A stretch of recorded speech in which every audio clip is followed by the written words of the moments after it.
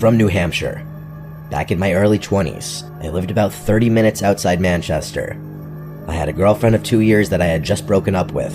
It was a strange time in my life, the kind where you're sort of wandering, figuring things out, maybe looking for meaning without realizing it. My grandmother was extremely religious and would attend liturgy, well, religiously, no pun intended. After my grandfather passed away, I started going to church with her every Sunday.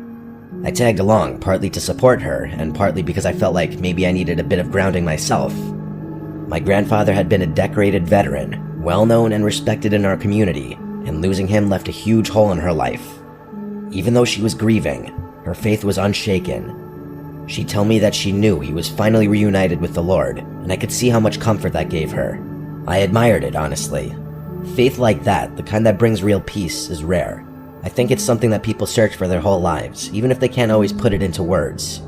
One Sunday after the service, I met this girl.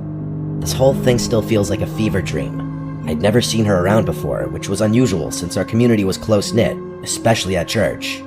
She was striking, with dark, curly hair and deep hazel eyes. I waited for the service to be over and approached her. Part of me was just attracted to her, but there was another part of me that was just curious about seeing someone new there, especially someone that looked around my age.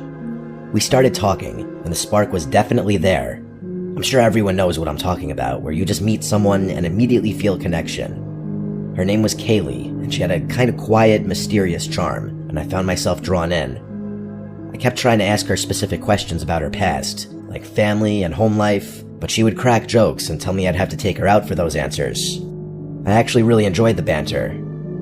After a little playful nagging, she told me that her family recently moved to the area and she went to college nearby, which explained why I had never seen her before. By the time we wrapped up, I managed to get her number, and I was kind of riding the high of meeting someone new. Over the next week, we texted pretty frequently and exchanged social media. I remember scrolling through her Instagram at one point, surprised that she had so few followers. I preferred that though.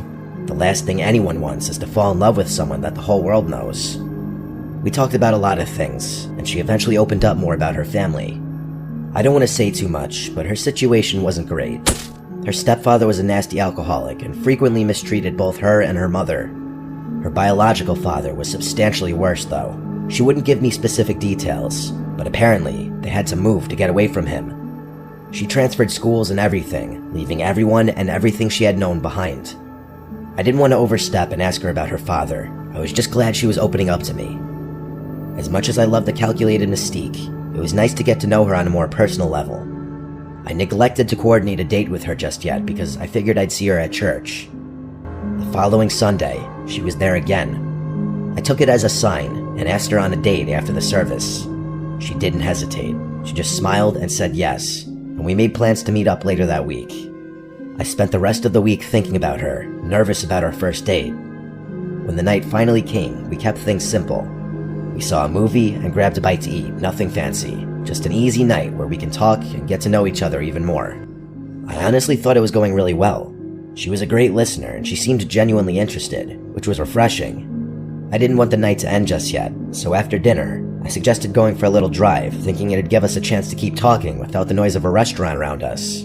So we hit the highway, driving out of town a bit. We were driving along one of those roads that was technically a highway, but looked more like a normal 2-lane road. It was windy and there were trees on either side of it. Everything was perfect. It's crazy how things can change in an instant. What I'm about to describe to you is something I will never be able to purge from my mind. Out of nowhere, she started speaking, but it wasn't in English. Her words were fast, mumbled, and sounded like French or something close to it. At first, I thought she was maybe joking or testing me, but then I noticed her eyes. They'd rolled back, leaving only the whites. I swerved the car and almost crashed into the barrier. My heart started pounding because it looked like she was in some kind of trance or having a seizure. I got a hold of myself and pulled over to the shoulder, trying to stay calm. At that point, I was internally panicking. I fumbled for my phone and called for an ambulance, not knowing what to say other than I thought she was having a seizure. As I waited, I kept checking on her, unsure if she even knew where she was. She was still talking and her head seemed to be vibrating. I didn't know what the hell to do. I didn't want to touch her, but I felt like I had to do something. I had never been more terrified in my entire life. Then, just as suddenly as it had started, it was over. She snapped her head to look at me and shut her mouth. She blinked, with her eyes going back to normal, and she gave me this wild, wide-eyed expression. I will never forget that look as long as I live. Before I could say a word, she threw open the car door and literally sprinted full speed into the woods. I'll say that again, she literally ran into the woods. I was trying to make sense of what just happened, but I just couldn't move. My head was spinning, and I'm pretty sure my hands were still trembling. I sat in that position until the cops and paramedics showed up. I told them everything, even though it sounded insane. Every detail about the way her eyes looked and how she'd run off. They nodded and took my statement, assuring me that they'd try their best to find her. I must have looked insane, but they took me seriously enough. After that night, though, she was gone. I never saw her again. I looked for her at church, but she never showed up. Her Instagram was deleted, and she had apparently blocked my number. It was worse than that. I got a friend to text her number, and it apparently had been erased. No amount of internet stalking ever turned anything up. I even asked people at the church if they knew her, but no one did. I don't know what happened to her, and I'm not sure I'll ever know. I don't live there anymore. My memory of home is kind of messed up because of this incident.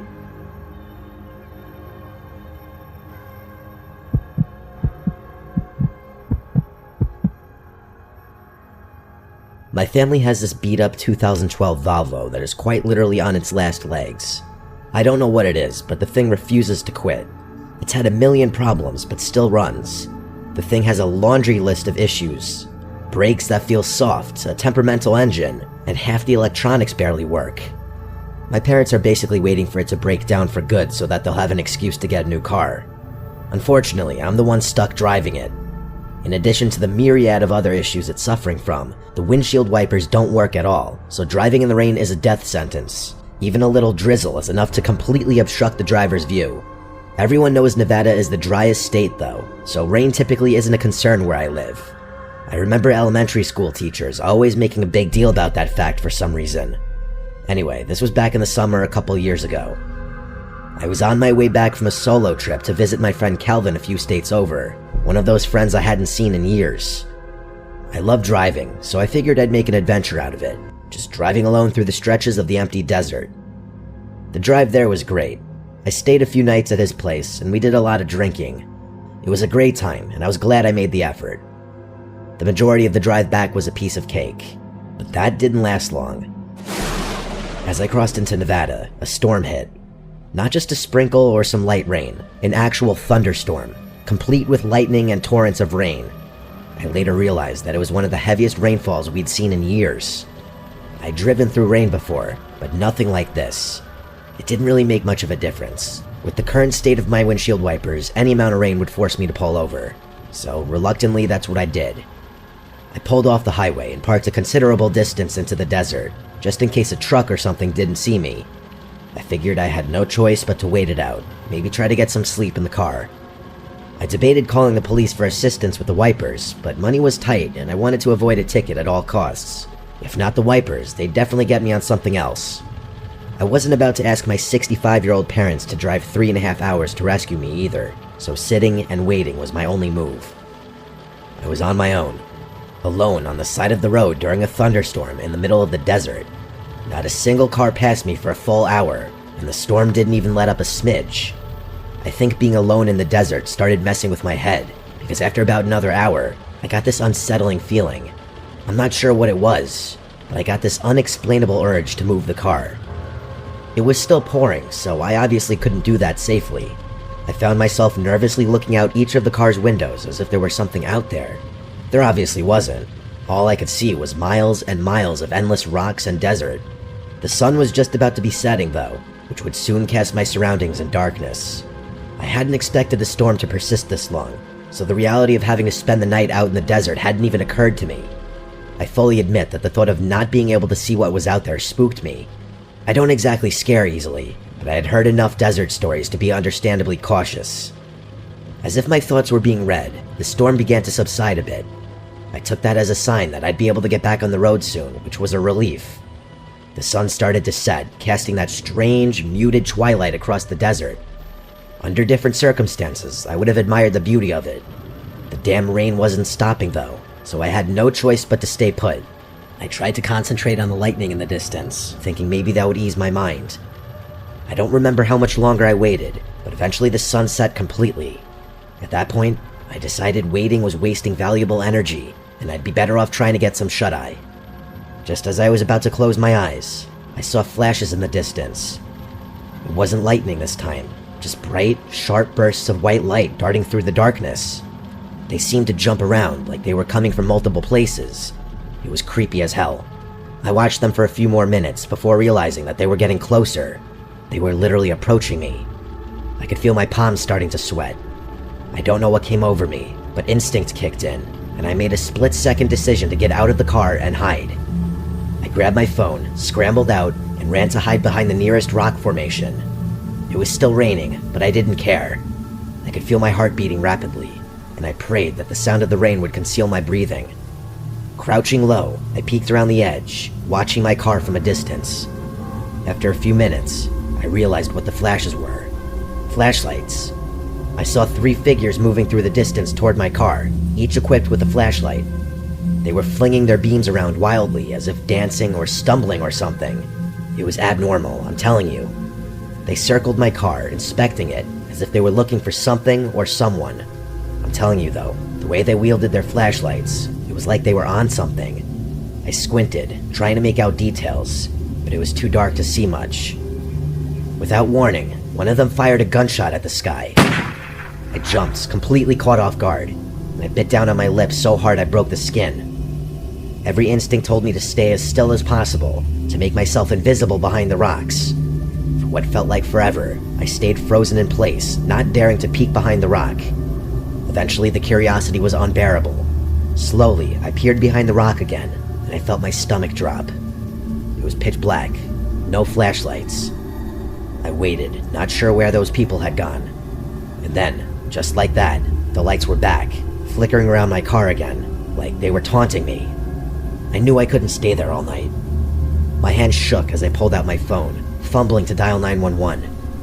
I whispered into the phone, trying to explain what was happening, with my voice barely audible. The operator said they'd send someone, and I put the phone down, feeling both relieved and terrified. After what felt like an eternity, I finally saw the faint glow of police lights in the distance. The second the lights started flashing, the 3 figures turned and bolted, disappearing into the darkness. By the time the cop actually pulled up next to my car, they were long gone. I ran through the rain, waving my arms, grateful that I had been saved. The officer listened as I told him everything. He didn't seem particularly shocked, which somehow made all of it feel worse. He did have the courtesy of waiting out the storm with me and not towing my vehicle, which I guess I could say was a good thing. I think about this often, and I haven't done a road trip since.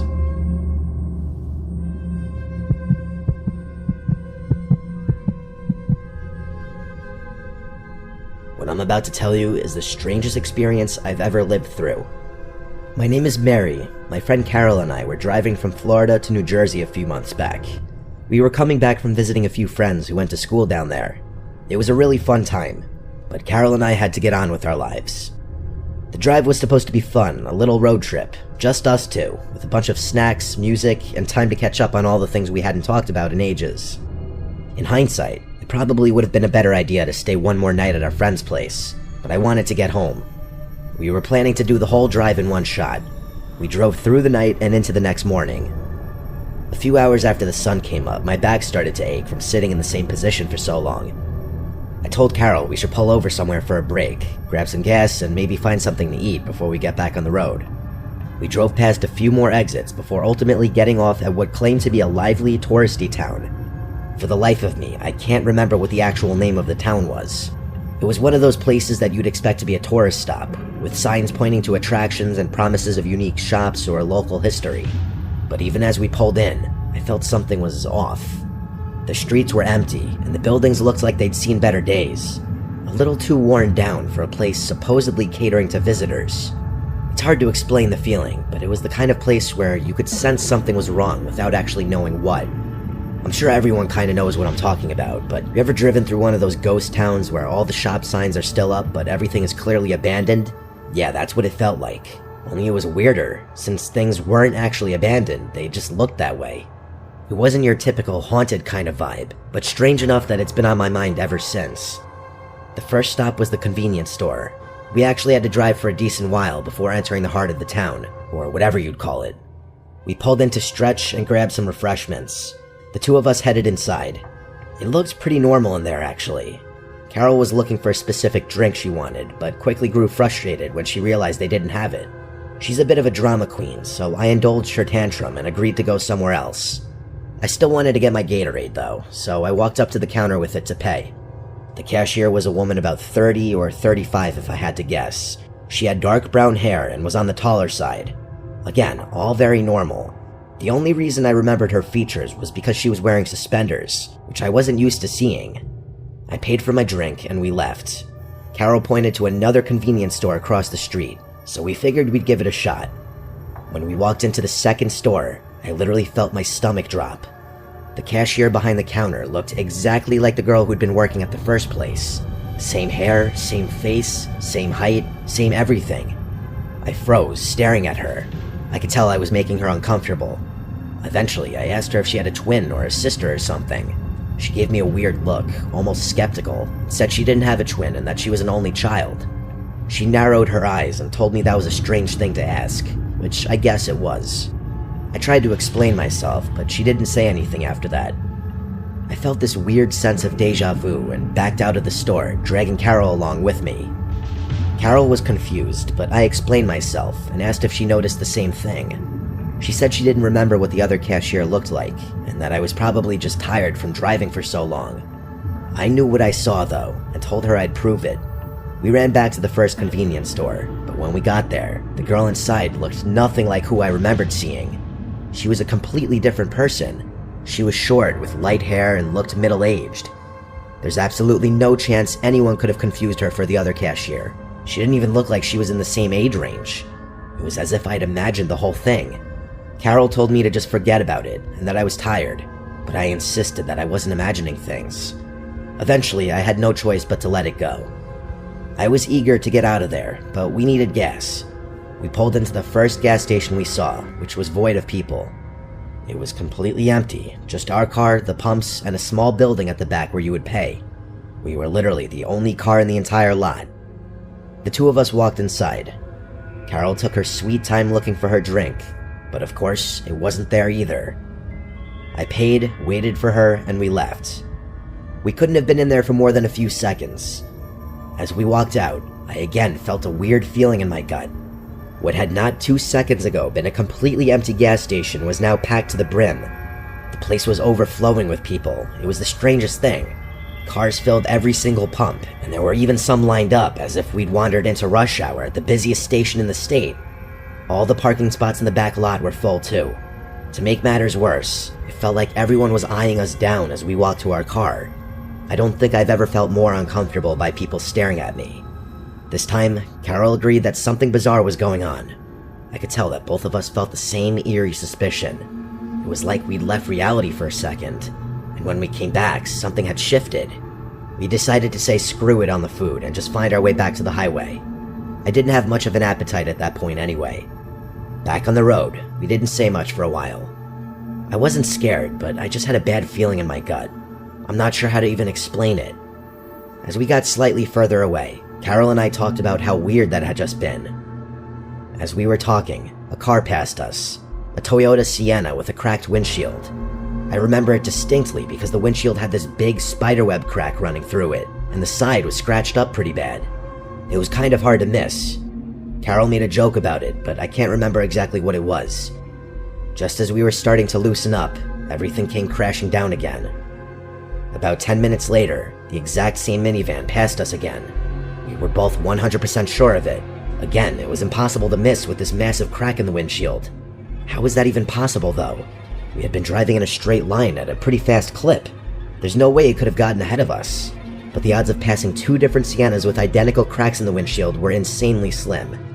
Carol started saying, "Oh my god," over and over again, and I could tell she was on the verge of a panic attack. She told me to speed up, which I did. I was dying inside, but I had to keep it together as the driver, and for Carol's sake. I wanted nothing more than to get back on the highway and leave that place behind forever. I glanced down at the GPS and saw that an hour had somehow passed since we had left the gas station, which was virtually impossible. I wanted to tell Carol about it, but I didn't know if she could take any more weird stuff. My heart was in my throat, but I just kept driving. Part of me wondered if the GPS was going to start taking us in circles. We finally got back on the highway, and the nightmare ended there. By the time we got home, however many hours later, it felt like we were waking up from some strange, disjointed dream. I'm not kidding, that whole experience still feels like a dream when I think back to it. People usually look at me strangely when I tell them this story.